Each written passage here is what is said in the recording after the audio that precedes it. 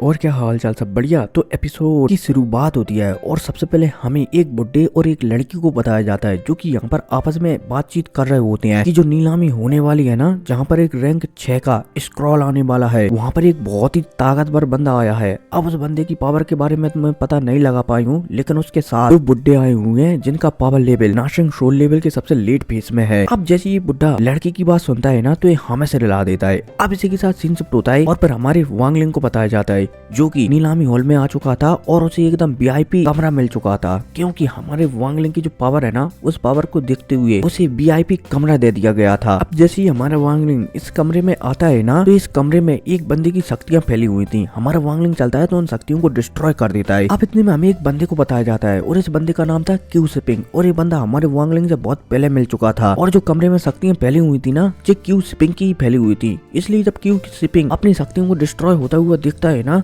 तो वो तुरंत वांगलिंग के कमरे में आ जाता है। लेकिन वांगलिंग की पावर को वो अंदाजा नहीं लगा पाता, इसलिए वो यहाँ से जाने लगता है कि सीनियर मुझे माफ कर देना अगर मुझसे गलती हो गई हो तो।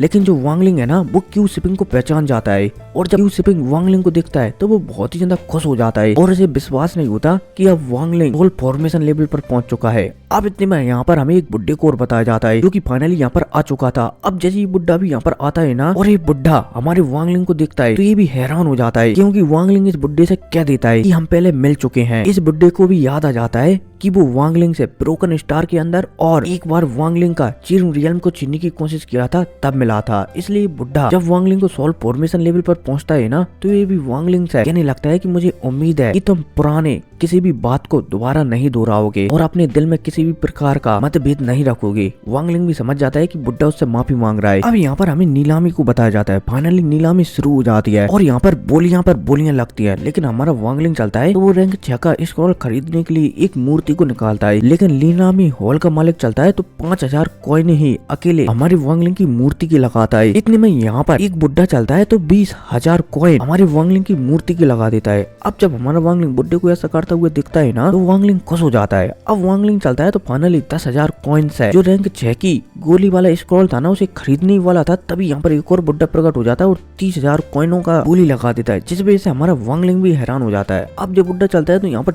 ज्यादा समय बर्बाद नहीं करता, वो तुरंत यहाँ पर 30,000 कॉइन देता है और जो स्क्रॉल है ना, उसे उठाकर यहाँ से भाग जाता है। अब जब हमारा वांगलिंग बुड्ढे को ऐसा करता हुआ दिखता है ना, तो वांगलिंग चलता है तो बुड्ढे का पीछा करते करते एक जगह पर पहुंच जाता है और फाइनली हमारा वांगलिंग चलता है तो बुड्ढे को अपनी शक्तियों से दबा लेता है। अब जब सामने वाला बुड्ढा वांगलिंग को ऐसा करता हुआ दिखता है ना, तो वो थोड़ा सा गुस्सा हो जाता है। लेकिन इस बुड्ढे के पास में एक लड़की खड़ी हुई थी, वो वांगलिंग से कहने लगती है कि सीनियर मुझे तुमसे काम है, इसलिए मैंने एक गोली खरीदवाई है। अगर तुम मेरा काम कर देते हो ना, तो मैं रैंक 6 की गोली का जो भी स्क्रॉल है ना, वो तुम्हें दे दूंगी। अब जैसे ही यहाँ पर ये लड़की कहती है ना, तो जो बुड्ढा है ना, वो गुस्सा हो जाता है और सीधा हमारे वांगलिंग पर हमला कर देता है। लेकिन वांगलिंग चलता है तो एक फॉर्मेशन बनाता है और बुड्ढे को अपने जाल में ट्रैप कर लेता है। बोले जाते हुए ये अटैक बुड्ढे की ऊपरी कर देता है, जिस वजह से बुड्ढे की एक ही अटैक में एकदम बुरी हालत हो जाती है। और तो और वांगलिंग बुड्ढे से कहने लगता है कि तुम्हारी इतनी औकात नहीं है कि तुम मुझसे लड़ सको, तुमने अपना डोमेन भी कॉपी किया है, इसलिए तुम तो मेरे सामने बिल्कुल भी खड़ी नहीं हो सकते। अब हमारा वांगलिंग चलता है तो इन बातों को नजरअंदाज करता है। सबसे पहले वांगलिंग चलता है तो स्क्रॉल को लेता है और उसका कॉपी बना लेता है और बनाने के बाद अपने पास रख लेता है। साथ ही साथ वांगलिंग चलता है तो जो लड़की है ना, उसे उसका स्क्रॉल वापस कर देता है। साथ ही साथ 10,000 कॉइन भी उसे उसको दे देता है कि तुम्हारे इस रैंक 6 के स्क्रॉल को मैंने देखा है ना, जो उसकी कीमत है। अब ये लड़की चलती है तो ये भी जल्दी जल्दी अपनी सारी बात है हमारे वांगलिंग को बता देती है कि मेरे फादर है ना, वो फिलहाल के लिए एक जगह पर पहुंच गए हैं, लेकिन पता नहीं है कि वहाँ पर वो जिंदा है या फिर नहीं है। लेकिन अगर तुम मुझे बचाकर वहाँ से ले आते हो ना, तो मैं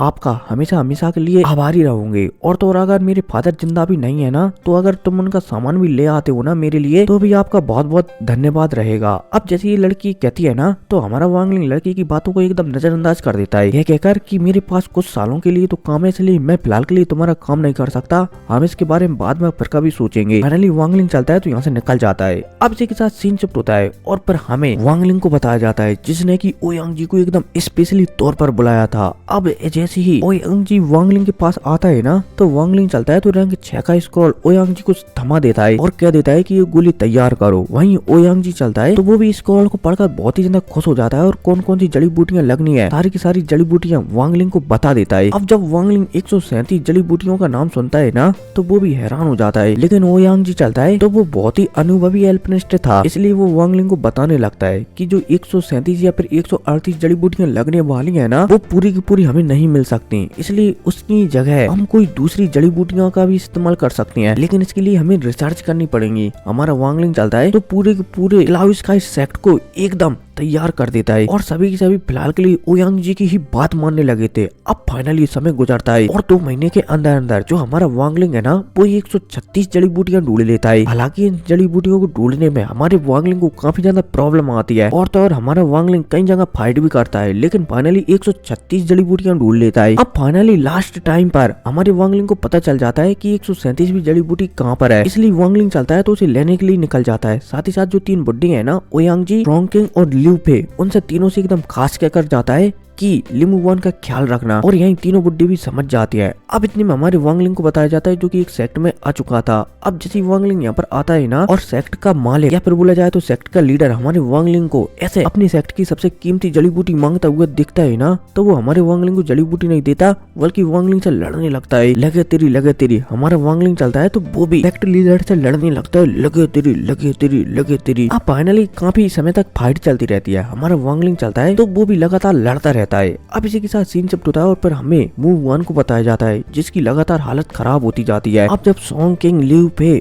और ओयांग जी मूव वन की ऐसी खराब हालत होता हुआ दिखते हैं ना तो वो तीनों के तीनों अपनी अपनी शक्तियां मूव वन के अंदर डालते हैं, फिर भी मूव वन की हालत बिल्कुल भी नहीं सुधरती। अब लगातार ऐसे ही चलता रहता है और मूव वन की और भी ज्यादा हालत बिगड़ जाती है और वो ऑलमोस्ट टपकने की तगार पर रहती है। तभी अचानक यहाँ पर हमारा वांगलिंग आ जाता है ग्रास को लेकर और अपनी पावर मूव वन के अंदर डालने लगता है, जिस वजह से मूव वन थोड़ा बहुत रिकवर कर जाती है। वांगलिंग चलता है तो इस ग्रास को ओयांग जी को दे देता है और ओयांग जी से कह देता है कि गोली बनाने की तैयारी शुरू करो। ओयांग जी चलता है तो ग्रास को लेकर तुरंत यहाँ से निकल जाता है गोली बनाने के लिए और फाइनली इसी बनाने के साथ ये एपिसोड खत्म हो जाता है। खैर जो भी है, मिलते हैं अगली वीडियो में। Take care,